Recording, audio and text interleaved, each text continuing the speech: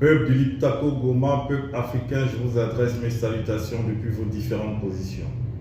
Nous allons faire immersion du côté de l'AES, mais avant, nous allons faire passer l'hymne national du Mali en hommage aux femmes qui se battent à Tezawaten contre une coalition internationale de terroristes sponsorisée par une main noire que nous connaissons tous. Ce n'est pas la peine que je le dise. Donc, en l'honneur de ces femmes qui viennent de d'hisser le drapeau du Mali au niveau de Tezawaten. Victoire des femmes, ce fut difficile, mais on y est arrivé. Et là, on est en train de faire le ratissage. Donc, on va écouter un moment l'hymne national du Mali et je vous reviens s'il vous plaît. Si l'ennemi découvre son front, au-delà, au-dehors, debout sur les remparts, nous sommes. Merci pour votre patience. Ce que beaucoup de personnes n'ont pas compris et que l'Occident a compris, c'est que l'AES est une force terrible. Ce sera la plus grande armée d'Afrique d'ici 5 ans. Cette armée va regarder l'armée française les yeux dans les yeux parce que l'armée française est la première armée européenne justement parce qu'elle possède la bombe atomique.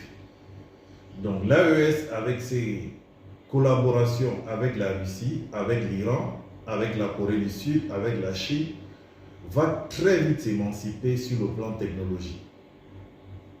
Donc d'ici 5 ou 6 ans, vous verrez que l'AES va être comme la Corée du Nord.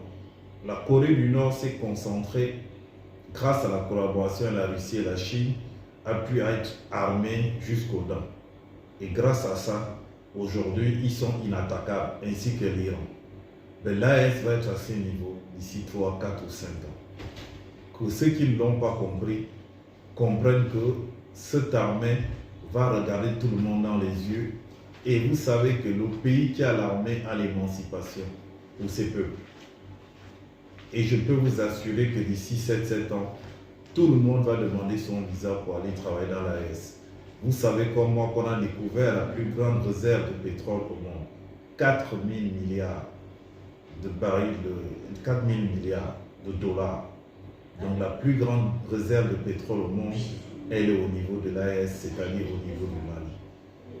Je vous résume tout ça pour vous expliquer les enjeux, pour ceux qui ne comprennent pas comment ça comprendre, et puis nous rejoindre dans ce combat d'émancipation de l'AES et par conséquent de l'Afrique. Moi, je vous dis au revoir pour un prochain podcast. Depuis vos positions, que Dieu vous bénisse. Vive l'AES, vive Assimi Goïta, vive Ibrahim Traoré, vive Abdourahmane Tchani. Je suis Éric Richard, le panafricain.